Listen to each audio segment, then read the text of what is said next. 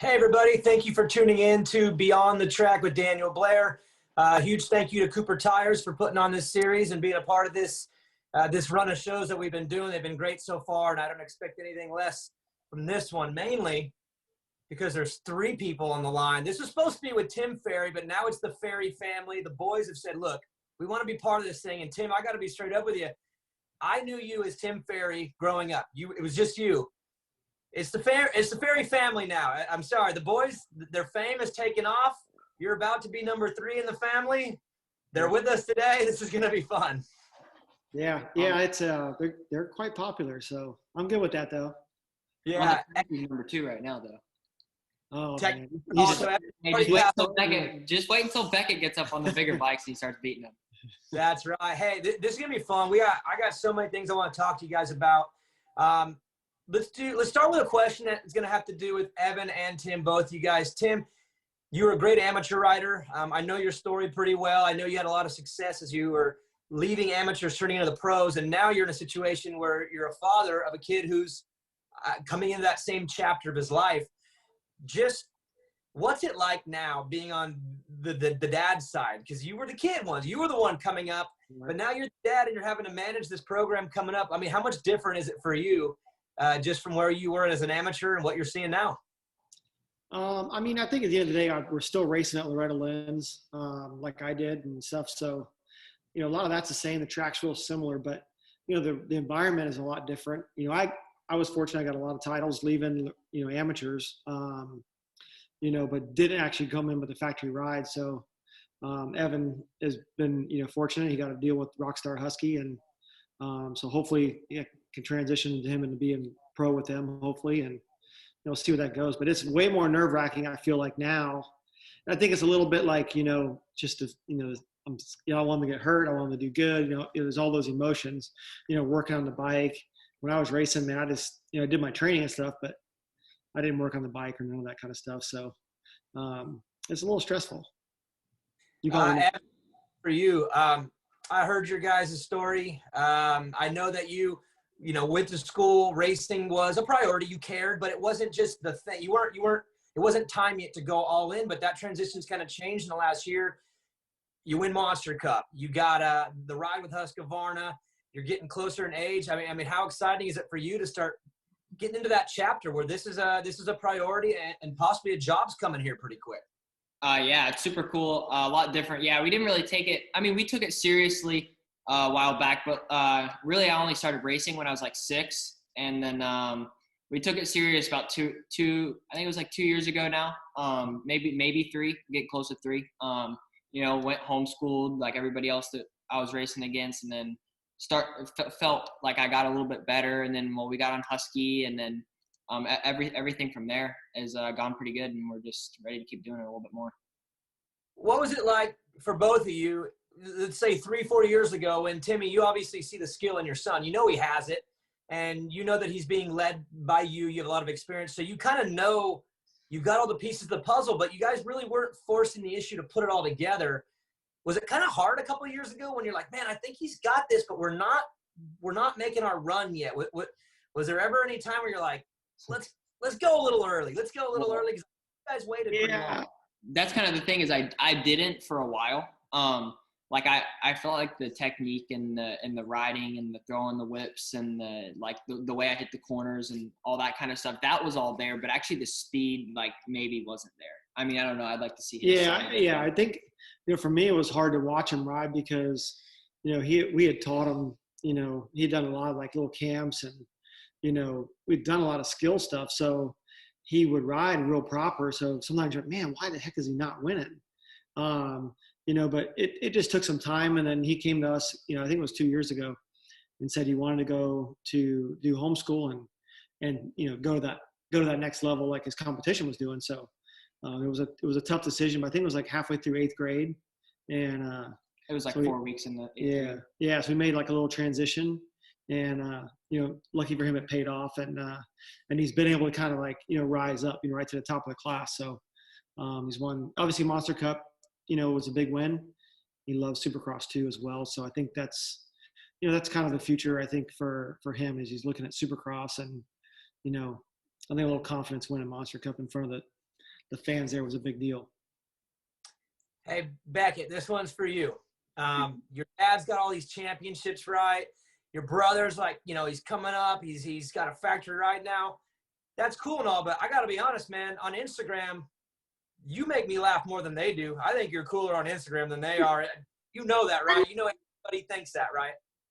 I mean, it's just like every single video that he does, I just get into like a fight with him because it's like it's at the dinner table and I'm eating or something like that. But some videos I'm like, okay, I'm into this, so it's kind of obvious. Yeah, he's got a following, that's for sure. Oh, he does. He does. How's riding going for you, Beck? You doing pretty good right now?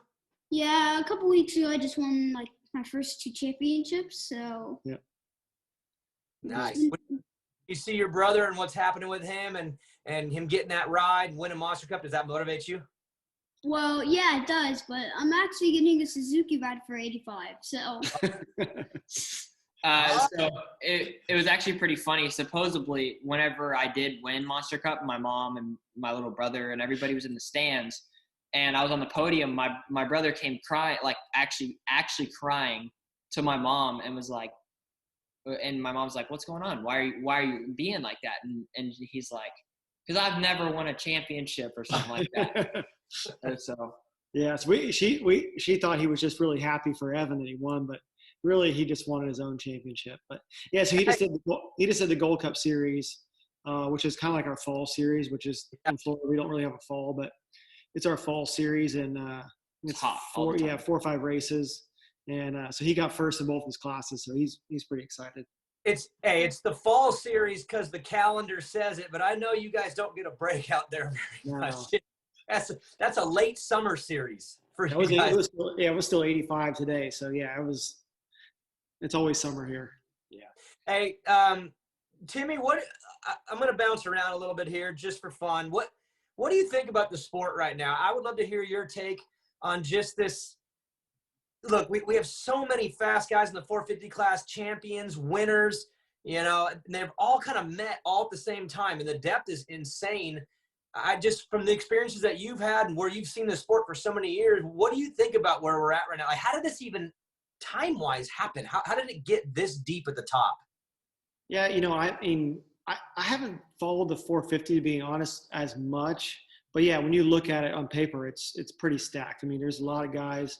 We kind of thought, I think that Tomac was going to just dominate the outdoors, right? But he didn't end up happening, as Osborne ended up winning it, and I think that's kind of good for the series as well, and and for the sport too, because I remember my time, freaking Carmichael won everything. So I think as far as that goes, it's good.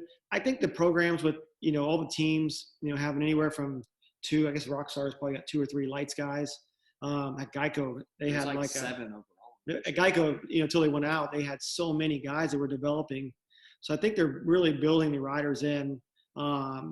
So the competition is tough. A lot of people, I hear a lot of people talk about the sport, and I say, well, maybe it's not growing, or it's not doing this, not doing that. But when I turned pro, Suzuki at the time was the only team that had a factory lights team, which was 125s then. And now the whole class is stacked with factory riders, and they're making good money too. So I'm happy where it's at, for the future of, both of these guys possibly, being pro and, earning a good living doing it. Yeah, I agree with you. I guess to follow up on that, what was that Gold Cup series like for you guys? Around here where I live, the riding, the racing, all of it has been out of control. It's been the best I've ever seen it. Are you guys seeing that out there too? I think so. Yeah, I think for the most part. The Gold Cups actually were super stacked. Like there was like a lot of people there. Like even when we went to like Ponca, like there was a lot of people there. But like it was crazy. We went like, what is it, like 4 weekends in a row? I'm pretty sure the Gold Cups are. We went almost 4 weekends in a row. And then we went from Florida to Oklahoma to Ponca, and then we went to Texas to 2 different races, and then we went all the way back home and then flew all the way to California. So it was like, I don't even know, probably around 10 different races that we did in the past 11 weeks. We've had a hard time even finding, bikes, I was looking for a 65 for Beckett, and you can't even really hardly find a bike. So when we go to our local tracks, they feel like they're more packed. Even during the week, Florida is not like California where Florida's packed on the weekends. California is packed every day of the week. So, but we're seeing like, the Wednesday rides. We go to Spider on Wednesdays and stuff. So Thursday night at Dade City is just totally packed with all new people. So, I think as a whole, I think hopefully that, maybe the coronavirus is going to be a blessing, getting more people on their bikes and people out at the tracks. Hey, Beckett, you won your championships, right? How did it go? Did you dominate, or did you pull the dad by just being consistent all the way through the series and winning it that way? Tim, you know what I'm talking about. How'd you win? So I kind of, first round, I was like in the top 3 or so. I was not in like second or first or anything like that. So the first moto I did, I got third. I got third, and another one I got third.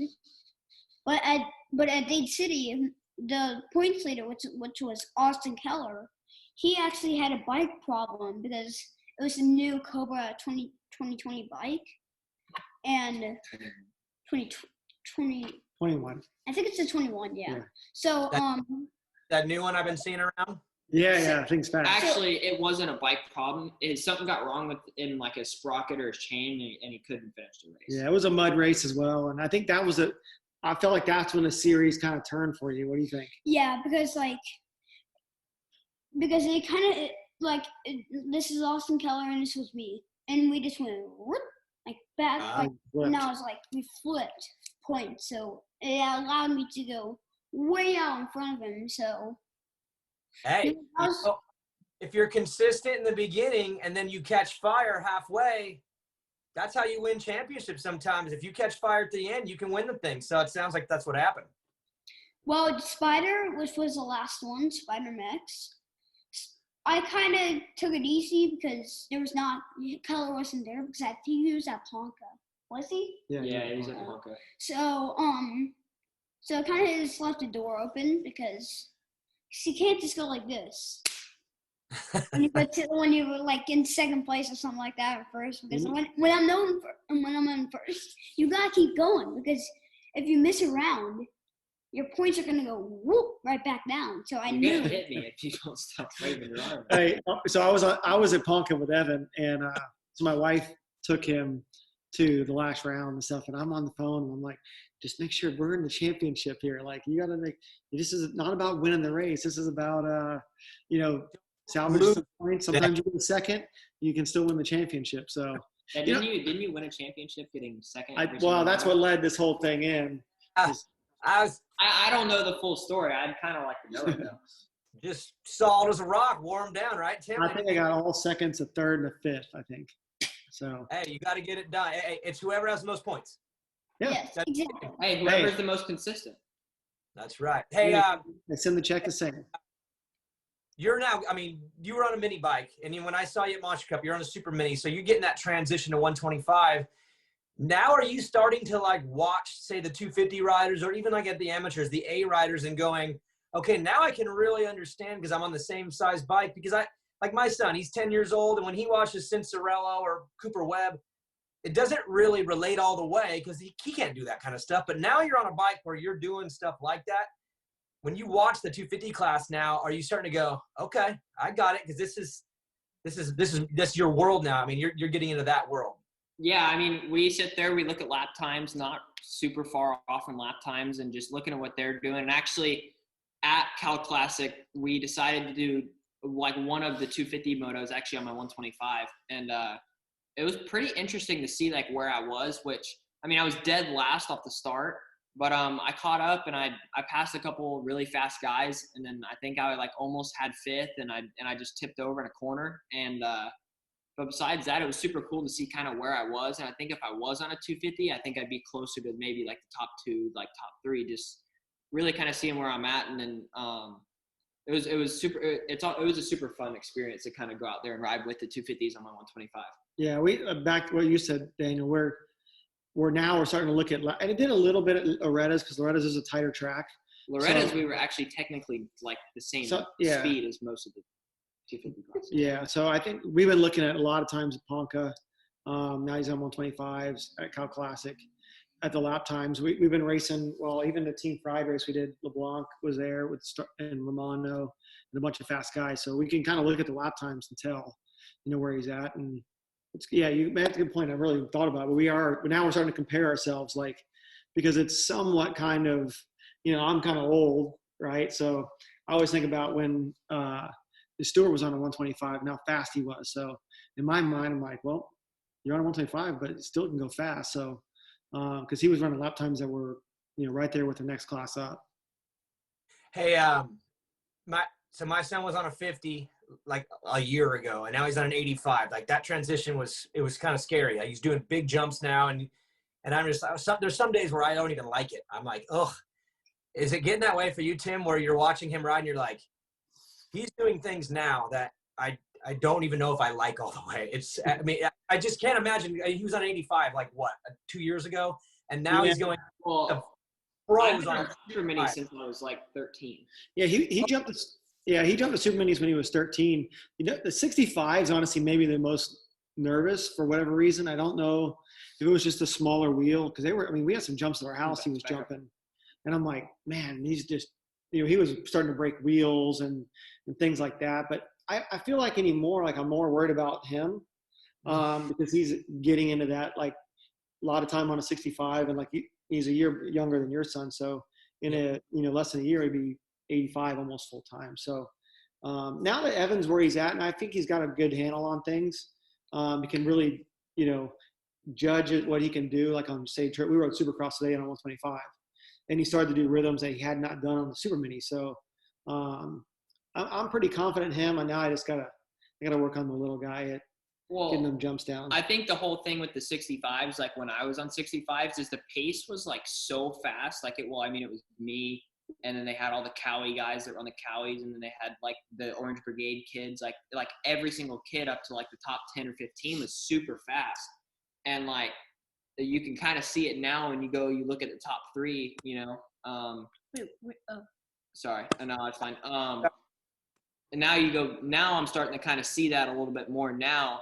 And like the top three in the 65 class, with Way and like Getz, and there's a bunch of other guys that are in Hardgrove. Like there's a bunch of guys that are super fast, and they're going so fast on little small bikes. It's like it does actually kind of get sketchy, like scary looking. That makes sense, because when I even see little kids around here on 65s, like the ones that are ripping, the bike's still so little. It's just like a big 50 almost. So yeah, I guess the speed with those wheels it's what makes it look bad. It's like, God, one little kicker and that little wheel is not going to handle the speed they're going. I feel like even with my son, as he got on the 85, the jumping got scarier, but the raw speed, I felt less scared because I felt like he's on a bigger, stable bike. But I mean, I just have to imagine though, for you, Tim, you're watching him ride these Supercross track and doing these triples and whoops and stuff. Is it one of those things where you trust him as a rider? Because I know, Evan, you're very good fundamentally. You're a very solid, you ride smart and technical. Does that help kind of ease? Because I see some guys your age that scare me so bad. They are wild, but you have a very disciplined style. Does that kind of ease you a little bit up, Timmy? Yeah, I'm really comfortable with what he's, how he rides. He does ride very, very smooth. Technically, like you said, he's, a lot of my friends, that they're in the pro scene, they don't know nothing about amateur racing, and they'll see Instagram video clips that I would post or him, and they're like, but he got fifth at the race? This is a few years ago. And I'm like, man, you don't even understand. Some of these kids, they just go for it. So, but I feel like that we're at that point where all the kids that were, say bigger or stronger or, just, more aggressive at a young age, they're starting to kind of get weeded out, unfortunately for them. And all the kids that really have the skill and the talent are starting to shine once they get on that last wheel size, right? The 125. Everything's just starting to level out. So yeah, to me now anymore, like we just throw them on a Supercross track, full blown Supercross, with like outdoor whatever stuff, and we just run it. Yeah. So not too worried about it. Time goes by fast though, and like I see you, Beckett. You're doing this too because your time's coming, right? You're gonna be on that Supercross track soon, busting triples. You ready for triples? You know what? I'm almost getting close to triples because I hit the gear bag.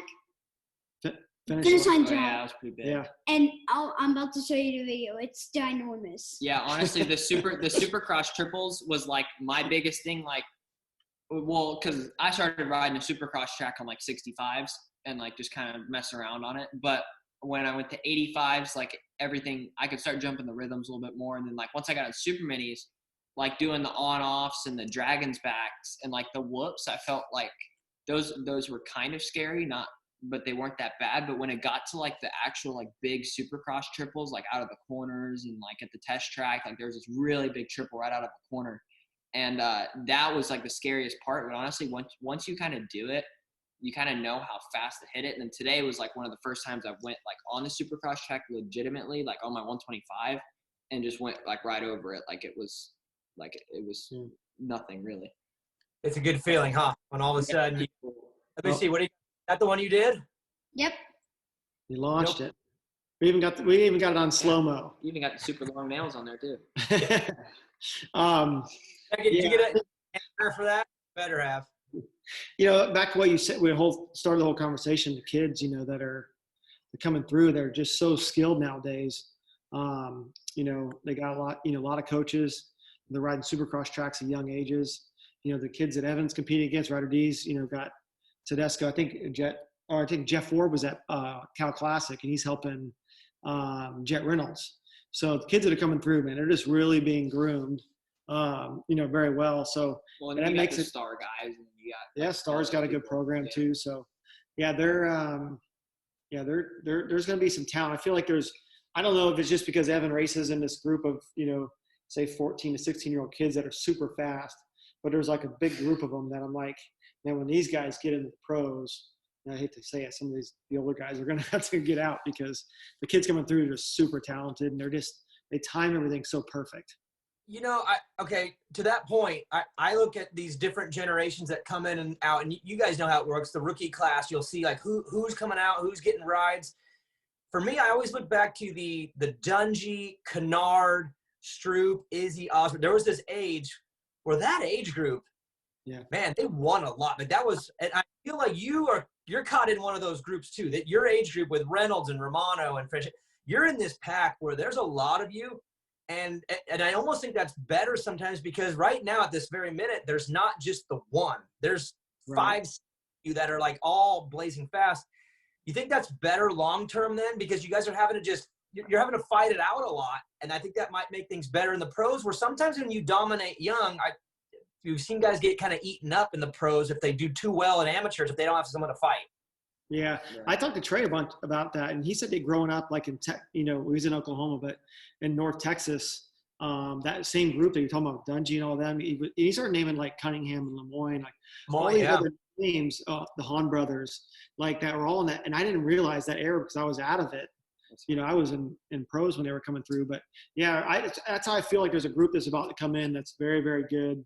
And they've, even though they might've got third at the national or the race, they're still super fast versus, having the, not knocking anybody. I'm sure there was some fast kids with AC, but AC just, he was just so dominant compared to everybody.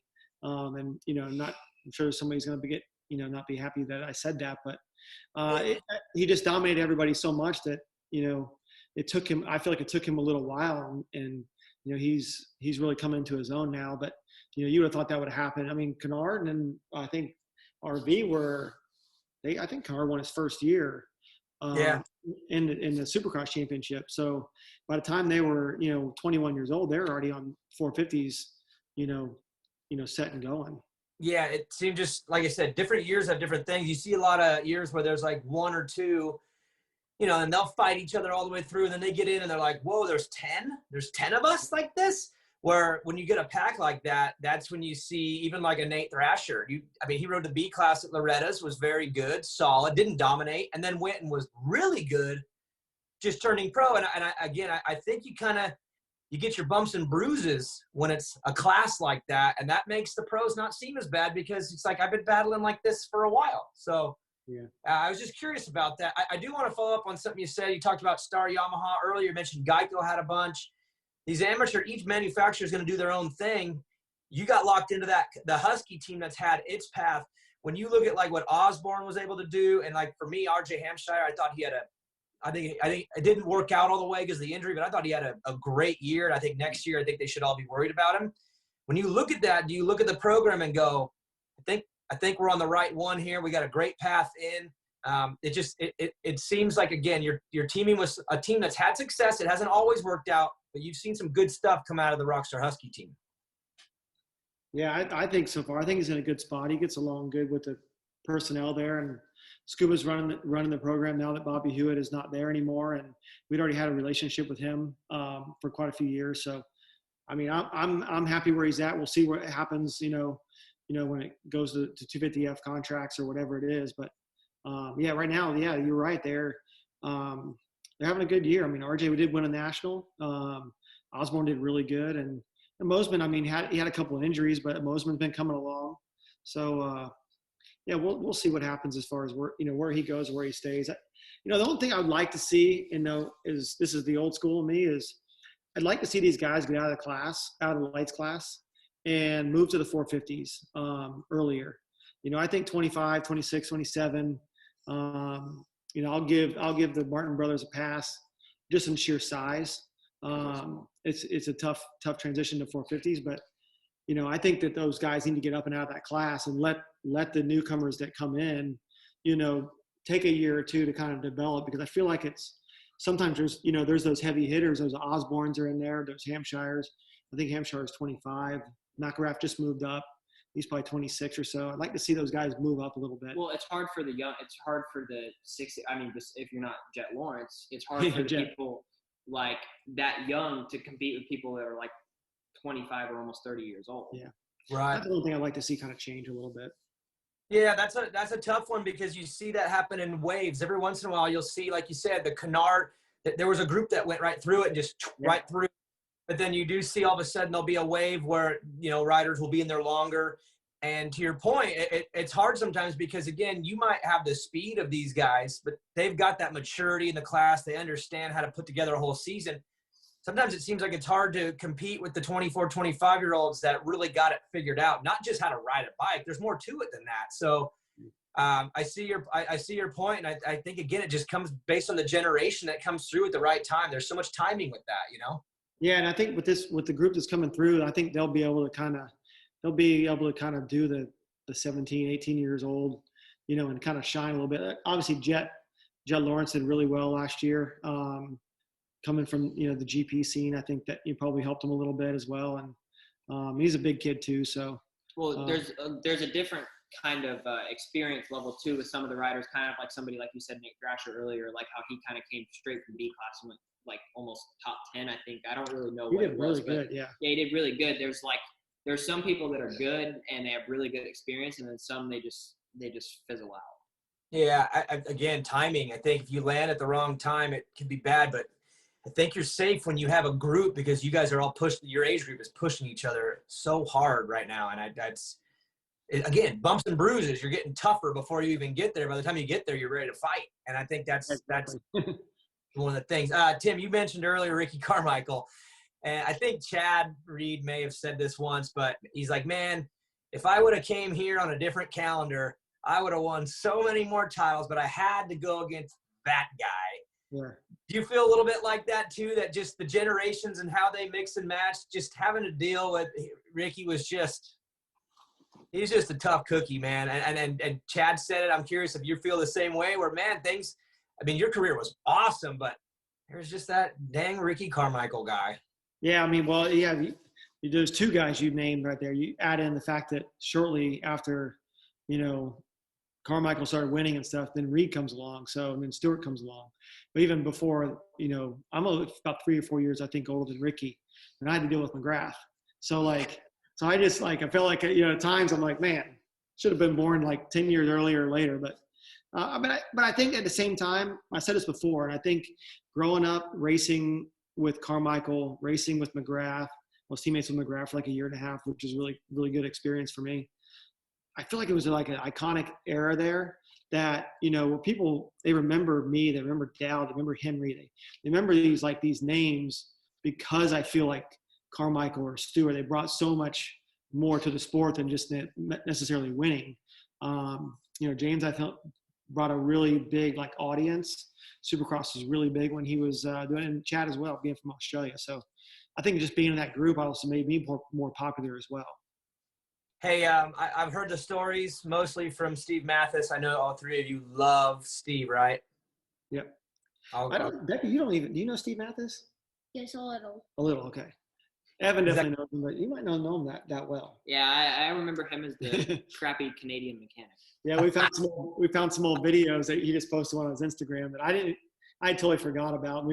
He's petting a bunny and Yeah, it's the most like odd thing you'll ever see. Like I'm sitting there holding a rabbit. I'm like, how old was I? 10?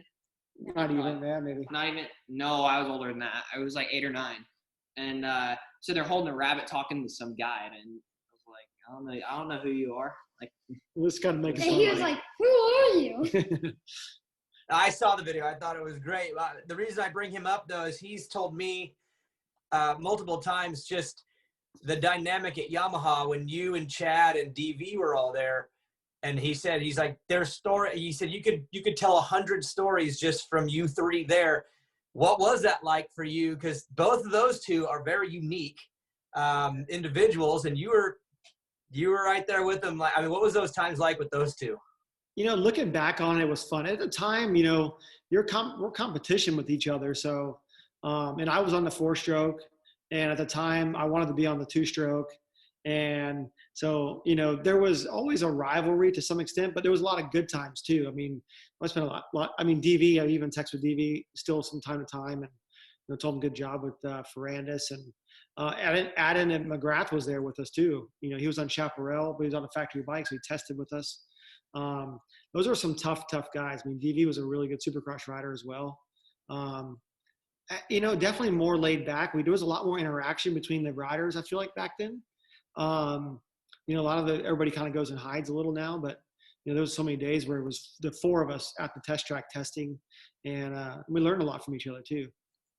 Sometimes even, like you said, that competition drives you to be better. We see that now with some of these different programs, the Baker Factory, and I've heard people talk about how you don't see that in our sports history where they all work together. You guys, you and DV and Chad and Jeremy might not have been working together, but having them at the track on the same day, do you feel like that kind of upped the ante for you? Like, I can't let these guys own me today. Like, did it, even though you weren't working together, having them there, was that a good kick upward for you? I definitely think it definitely helped. I remember when I was on a team with McGrath, Larry Brooks was actually, Larry Brooks and a team was doing my bike. He was riding for Factory Yamaha. And so Larry would work with me a lot. And sometimes we wouldn't do our motos till the sun went behind that mountain at the Yamaha track.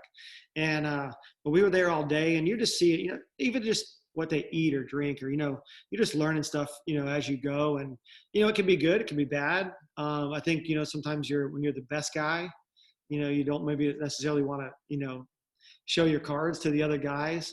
So I think it just depends on where you fit in the group.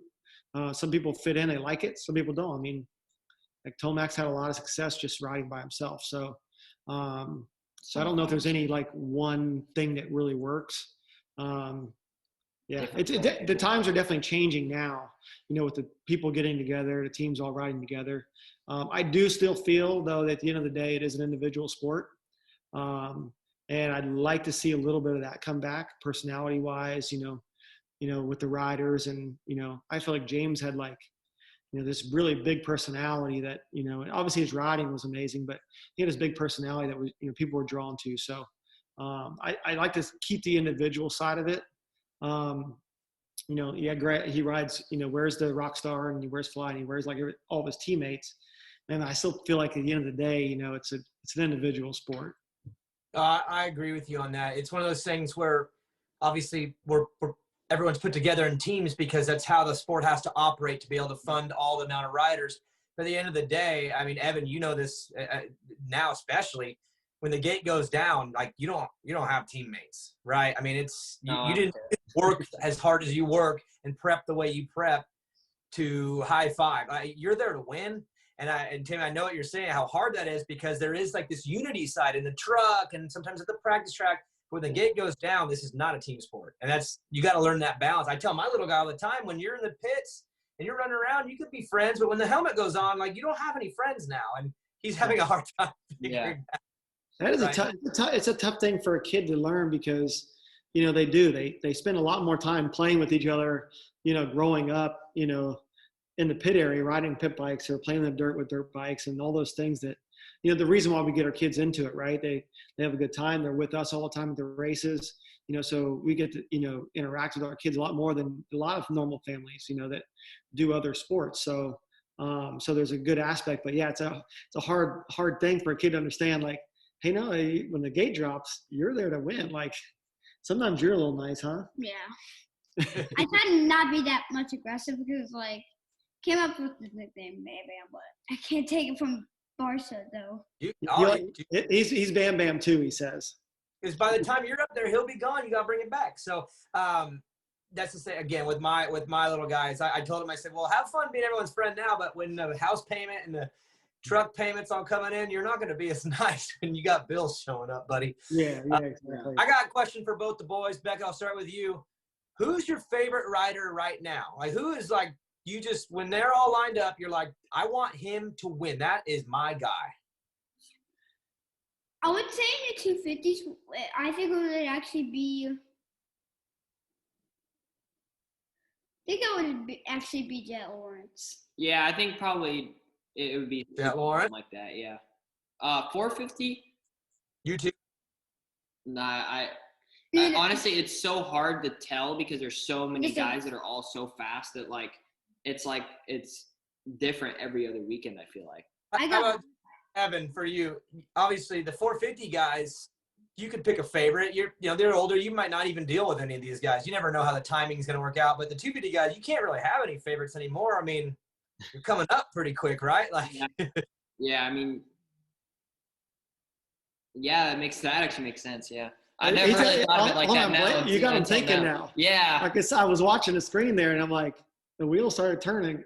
I mean, him and Jaleel Swoll always lived with us pretty much, until he got to be 18 or so, and then he's become friends with Jet Lawrence as well and stuff. So, and now we're going to be racing guy soon. Yeah, but I don't care. I don't care that they're my friend. As soon as my helmet goes on, like, I'll punt you off the track. I don't care. If I have to.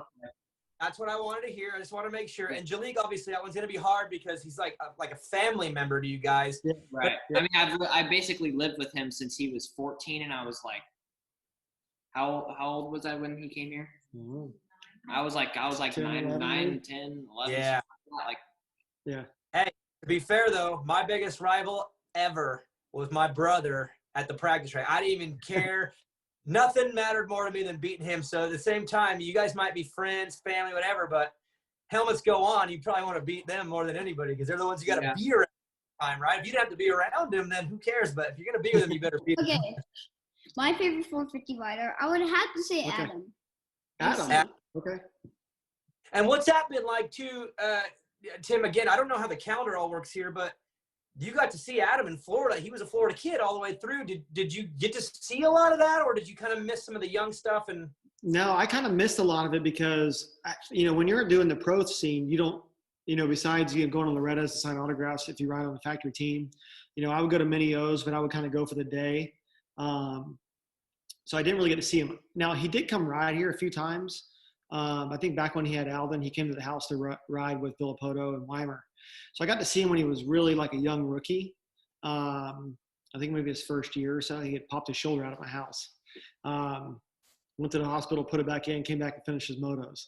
So, right. So I do remember him a little bit as far as that goes, but as far as the amateurs, not a ton. I mean, I really wasn't following it back then. I have a racetrack. Dade City Raceway is literally half a mile through the woods, and we can hear him ride a few days a week. But when I was racing pro, I never had time to hardly even go over there. And now, though, obviously you see the success he's having. And, I mean, I have to imagine you're probably the same thinking of me as when that guy gets everything put together. Look out. He's got all the tools. He's got all the pieces. He put it together last summer, but now in the 450 class, it's going to take a little more. It's got to be exciting to know that, a Florida kid is coming up and might be one of the top dogs here. And there's other Florida riders now too that have moved there, but he's a Florida kid, Yeah. Yeah. I feel like Florida always kind of produces some really good riders. I think our tracks are good. It's hot in the summertime. We got a good fall series, winter series. There's a lot of night racing going on. So there's a lot going on in Florida. I think that, leads to that. Yeah, he's gonna figure it out though. We've seen, moments where his time qualifying is unbelievable. So he has the speed, and the fact that I feel like the biggest moment I saw with him was when he lost the championship, when he crashed out, and he held his composure. I think, did you go interview him? Honestly, man, when I got the call in my ear and they said, Daniel, you've got to go talk to Adam, I wanted to say, no, I don't want to. And then I got told in my ear, they said, this is your job. You have to go talk to him face to face. And I, as a former racer, was like, he don't want to talk to anybody. And when I walked over there, Nick Way, Nick said, Adam, get up, be a man, do this interview. And I thought it was one of the most authentic interviews I've ever. Incredible. Yeah, I thought it really was. And the fact that he held it together and he owned it and he carried on, and now he's winning again. So, he's not going away for a long time for sure. And we definitely haven't seen his best. I think that's, unfortunately, I hate to say it, for a Kenny or an Eli or one of those guys, I feel like, he's kind of the next guy. So,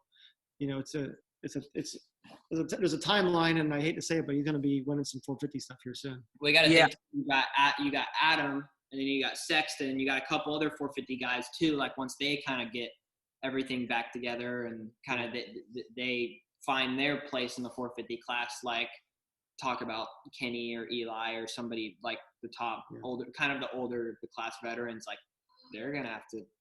Yeah, it's crazy to think. I don't know. Step down. It's crazy to think that those guys are the older guys in the class to me. But I just look at Kenny and those guys like they're kids, But they're in their late 20s, and I've been there before too. So, but I will say, my best Supercross year was 31, and I got third that year. I think James won that year, I believe. 31. What year was that? 1931. Not 1931. No. I didn't think that was. So I was 31, and I'm honestly 32. 32 was good. So maybe they got more years. Maybe Adam's gonna have to wait a little while. Hey, Osborne will tell you right now, it ain't over yet. He's hungry too. So I got one more question for each of you. That one, my question for you, Tim, will go kind of in this vein. But you see these generations move on, right? And I remember Kenny and Eli as these wild 250 guys. And for me, you always have this hard time envisioning them on the 450 until they get there. You always think, nah, they'll get there, but I don't see it all the way. And then they become who they become. And you're just like, okay, is it for that way for you too? When I see Chase Sexton and AC and, Cooper Webb a couple of years ago, now Dylan, I can't envision them all the way. But then all of a sudden I feel like the first time I see him on a 450, I go, okay, it all makes sense now. There's this weird thing where I can't imagine it till I see it. When these generations kind of move in, it's a weird transition. Watch out for Ferrandis too. Yeah, we have Ferrandis. Ferrandis, to me, Ferrandis doesn't remind me of somebody that would be a great 450 rider because he's really animated on the bike and stuff, but that changes. I feel like, sometimes I still, back to what I said earlier, I think sometimes people ride the 450 better. The 450, you have to respect it, because it definitely, it's a lot of bike. The bikes are so fast nowadays. They're light, but they're super fast. So, but I think there's a lot of guys that just adapt to the 450. I kind of seen it with Sexton coming, and watching him ride, how smooth he is and stuff. But Ferrandis doesn't remind me of somebody that would be a great 450 rider. But winner's a winner. So, he'll probably end up being great. Who knows? It's crazy. For me, it's always like I need to see it, and then because I can't envision it. Chase Sexton, I kind of could envision it. He's so big. And Adam too. I thought when they get on 450s, they'll have it right away. But with Dylan, even for me, Shane McElrath, I think he's going to do great because I know he's a great rider, but I just got to see it. I need to see it first because I think of him as a 250 guy, and then all of a sudden they're winning 450 races, and you're like, God, how'd that happen so fast? It's a fun thing. Beckett, my question for you, what's your favorite part of the track right now? Is it a jumping? Are you loving the jumps? Are you loving the speed, the corners? Like right now, what is your favorite part of the track? Sometimes the jumps, sometimes like the straightaways or something. I like the little steep jumps like the one I just showed you. Like they're like wide up the face, and you just like clear for some reason. I like jumps too. That's fast. Yeah. Or do you, I do like to go fast and like the jumps. that's my son right now. He jumps. He's just like looking. Where's a jump? And I'm like, stay on the ground, son. Evan, well, I was all we had a pit bike track that I built for myself back when I was racing, and Evan actually I feel like learned a lot of his skills too on that track. It was basically a supercross track. We just shrunk it down. It had whoops. It had tabletops. It had a finish line jump, bowl corners. It had all those things. Man, he would just ride for hours and hours and hours a day. And I feel like he learned a lot of the skills there. And I feel like that. If it wasn't for that track, then I don't think that I would be where I am today. Yeah, because it was just one of those tracks you could just ride. And you could really get the feel of the bike. And I always just with either one of them, I've always thought, I want them to be safe for one, learn how to ride. And I feel like, man, if they have the skill and they can envision, how to hit a jump and how judge a jump and learn all that stuff at a young age, eventually, if they want to go fast, they're going to go fast. I always laugh at sometimes people are just going to always just be, a B rider or a C rider enthusiast or whatever. So, but I feel if I taught them how to ride at a young age, if you really wanted to go really fast, you'd be able to do it. And luckily I got lucky maybe on this one. You're next. Question. Yeah. Your dad put in 6 months of disciplined training, diet, riding. You think you'd still be able to beat him right now? Because I have to imagine right now, today, you could take him? No. No? Not today? No. I'm saying he couldn't take me in 6 months, and he even just said no, too. No, I can't take you today. No. 6 months, though, I still got him. No. 6 months, Yeah, I was going to say a month, and I'm like, no, you might, Tim, I just work through a few things, but 6 months, Evan, come on, man. No. Dads have superpowers and strengths that you don't understand. Hey, I would put money. I'd put money on it. It won't happen ever again. I really do think my days are over. Well, to the point where I don't even actually, like, you know what? Just I don't even care. Actually, we were gonna have a day where we end up deciding who's faster. November 10th. And the day is like next week, November 10th. Yeah. And Tim, have you prepared for that day at all? No, my wife just told me today before we were gonna do this interview. She's like, "You haven't done nothing to prepare for this day." But it wouldn't have mattered like what preparing he did. It wouldn't happen anymore. Oh man! Like I said, go back. The kids like you're talking about Thrasher as a B rider goes in and he does what he does at his first national or two. The kids are really fast nowadays. They just, I like to say that I can go fast, and I think maybe I can teach you how to throw some whips though. My whip, I'm steadily getting slower every day the rest of my life. I give it to him though. He'll go out and drink half of a White Claw and then go do like a lap on the sand track, and it'll be pretty dang close to everybody. Like even like the pro guys too. It's fast. One lap. I just do one lap. That's it. One lap. I'm going to sneak in one more question for Beckett. Beckett, when it's all said and done, 10 years, 20 years from now, are you going to be faster than both of them ever were? Think so? Is that a yes or a no? Who's going to beat? You going to beat? Are you going to? All right, I got a question. So, are you going to beat this guy in Supercross someday? Now, how far are they apart in age? Yeah, but he might set like 7 years, I think. Yeah, 7. Yeah. So it would be a stretch, but it'd be close, I think. You'd have to have a long 250 career for you guys to up at all. Well, I think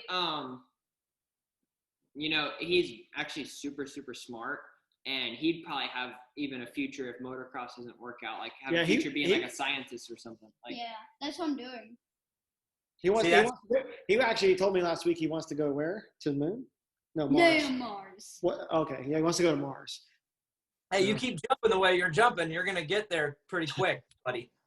I saw how big that jump was. Hey, my son's the same way. I ask my son what he wants to be when he grows up. He says an engineer. He's 10. Same and thing. he'll be building bridges someday. The kid is like, his brain, he's way smarter than me. So, Hey, guys, this was fun. For me, these interviews have all been great. I've had a good time doing them all, but it was good to get with all three of you and just have some fun and talk about things. And again, Tim, I look forward to seeing you at the track here pretty soon, but in a very serious role because time's coming for Evan. He's going to be there soon. And Beckett, I can't wait to see you, man. You and my son are near the same age, so I know I'll see you someday at one of these amateur races, and we'll hang out. All right, buddy? All right, but here I got one more question. By the time we're pro, they'll probably just connected to each other for some reason, like getting battles and stuff. I know that. Well, Beckett, you got to think. I'll be in the 250 class, No, and you'll still be on 85. His son. You're talking about, he's talking about battling with your son. I'm going to let him know what you just said. I'm going to go tell him. You guys Hey, rivals know each other. And then my son's name is Evan, so Tim, you're going to have a real hard time. oh man. Oh, Tell him Evan, tell little Evan he's got to watch out for Bam Bam too, right? Yeah, you're going to have to deal with big Evan at home and then little Evan at the track. So you're going to have Evans all over the place. Hey, guys, this was awesome. Thank you so much. This was Beyond the Track with the Ferries, all three of you guys. And I look forward to seeing you guys all soon. Thanks for coming on the show today. All right, thank you. Thank you. Appreciate it. thank you.